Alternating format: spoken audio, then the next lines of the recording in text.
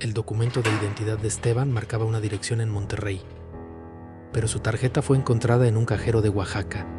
Esteban, un joven de 22 años y estudiante de ingeniería, llevaba una vida tranquila y ordenada. Desde muy pequeño había mostrado una inclinación por el orden y la rutina. Sus días comenzaban con el sonido del despertador a las 6 en punto de la mañana, un sonido agudo que resonaba en su habitación aún oscura. El aire en su habitación era fresco, filtrado por la ventana ligeramente abierta, donde las cortinas ondeaban suavemente con la brisa matutina. Cada mañana tomaba el mismo autobús para llegar a su universidad, una rutina que rara vez cambiaba. Esteban disfrutaba de la monotonía de su vida. El camino que tomaba el autobús le era familiar. Podía reconocer cada bache en la carretera, cada señal de tránsito que pasaban. Al subir al autobús, el conductor, un hombre de mediana edad con bigote canoso y una sonrisa amable, siempre le saludaba con un gesto de reconocimiento.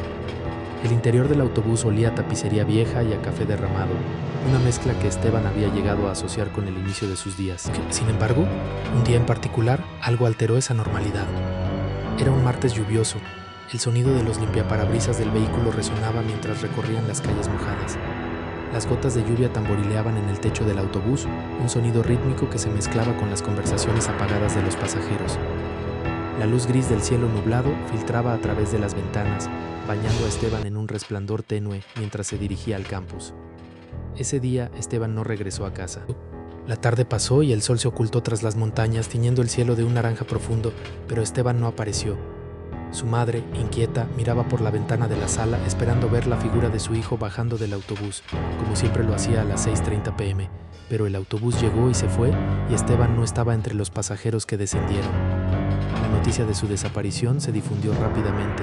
En cuestión de horas, los vecinos del barrio comenzaron a hablar del joven que no había regresado a casa. Las redes sociales se inundaron de mensajes de preocupación, compartiendo la última foto conocida de Esteban, una imagen tomada en su cumpleaños, sonriendo con la despreocupación de quien no sospecha lo que el destino le depara. Sus amigos y familiares comenzaron a buscarlo desesperadamente, pegando carteles por toda Monterrey. Recorrimos cada esquina del vecindario, dijo uno de sus amigos cercanos, con el rostro pálido y ojeras profundas por la falta de sueño. Cada poste de luz, cada pared, estaba cubierta con el rostro de Esteban. Era como si, de alguna manera, esperáramos que al multiplicar su imagen, también multiplicáramos las posibilidades de encontrarlo. La policía inició una investigación, pero pronto se toparon con un detalle desconcertante. Al principio pensamos que podría haberse ido por su cuenta, explicó el detective a cargo, un hombre robusto y de mirada severa. Pero entonces, una semana después de su desaparición, el C5 de Oaxaca notificó que la tarjeta de débito de Esteban había sido utilizada en un cajero local.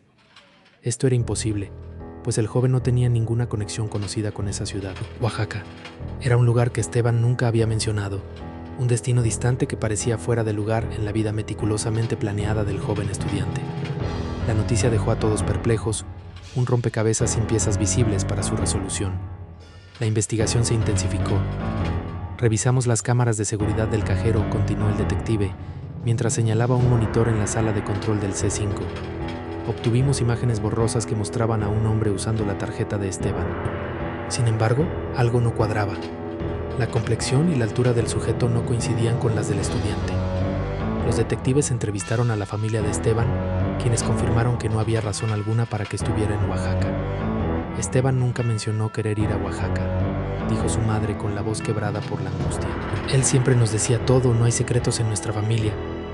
Una hermana mencionó un detalle inquietante. Unas semanas antes de su desaparición, Esteban había recibido un mensaje extraño en una app de mensajería, un saludo de alguien que decía ser un amigo de la infancia, adjuntando una foto que solo había existido en su álbum familiar. Era una foto de cuando éramos niños, explicó su hermana menor, mostrando el mensaje en su teléfono. No sé cómo alguien pudo obtenerla. Creímos que ese álbum se había perdido hace años. Ese álbum, aseguraban sus padres, había sido descartado años atrás. Los recuerdos de la infancia de Esteban parecían haber sido arrancados del tiempo y puestos en manos de un desconocido. La foto, una imagen amarillenta y desgastada por el tiempo, mostraba a Esteban y su hermana, sonriendo en el jardín de su antigua casa. ¿Cómo era posible que una imagen tan íntima hubiera llegado a manos de un desconocido? La policía rastreó el origen del mensaje, pero la dirección IP había sido enmascarada, explicó el detective, frustrado, complicando la investigación más de lo que ya estaba. Con el tiempo, Se descubrió que en la casa de Esteban algunos documentos personales estaban fuera de lugar, como si alguien hubiera estado buscando algo específico. Papeles desordenados, cajones abiertos de par en par, como si un viento invisible hubiera arrasado con todo en busca de algo valioso. La sensación de violación de privacidad era palpable, una intrusión en la vida personal de Esteban que nadie podía explicar. La policía empezó a sospechar que alguien cercano podría estar involucrado, quizás alguien con acceso al hogar. Empezamos a mirar más de cerca a las personas en su entorno, dijo el detective con una mirada calculadora. A veces la amenaza más grande viene de aquellos que menos esperamos. Sin embargo, la evidencia física seguía siendo escasa. El caso de Esteban se convirtió en un rompecabezas con más piezas faltantes que presentes. Cada pista parecía desvanecerse en el aire, como si el caso estuviera diseñado para mantener a todos confundidos.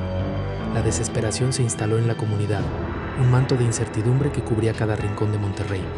La familia y amigos de Esteban fueron interrogados repetidamente. A pesar de las sospechas, no había pruebas concluyentes. Los interrogatorios se convirtieron en una rutina, una danza de preguntas y respuestas que no llevaba a ninguna parte, dejando a todos exhaustos y sin aliento. El clímax de esta historia se desata cuando un amigo de Esteban, al revisar viejas conversaciones en línea, encuentra un nombre que resalta. Estaba repasando nuestros chats antiguos, explicó el amigo, con el rostro iluminado por la pantalla del ordenador, y de repente vi un nombre que no había notado antes. Un compañero de secundaria con quien Esteban había perdido contacto tiempo atrás. Un eco del pasado que había regresado con una fuerza inesperada, un vínculo que había sido olvidado pero no roto del todo. Este antiguo amigo, ahora residente en Oaxaca, había trabajado temporalmente en el servicio postal, lo que explicaría cómo podría haber tenido acceso a la correspondencia de Esteban, incluido el álbum descartado. El expediente, sin embargo, no logra atar todos los cabos sueltos.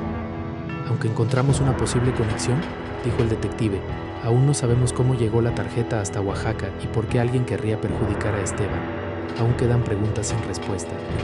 El misterio se había vuelto más complejo, un laberinto de secretos y mentiras que desafiaba a quienes intentaban resolverlo. ¿Qué secreto del pasado de Esteban llevó a estos eventos? La incertidumbre persiste.